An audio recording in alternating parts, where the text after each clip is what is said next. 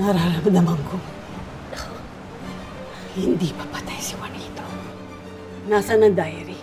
Sa oras na umapoy ng kusa at maging abo ang diary ito, yun ang hudihan na nabigo ka sa iyong misyon. Ibig sabihin ba buhay pa si Juanito?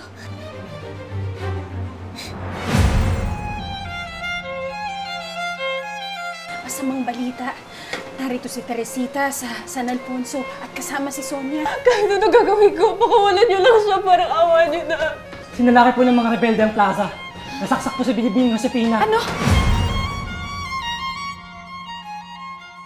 Carmelita, kailangan pakasalan mo si Leandro.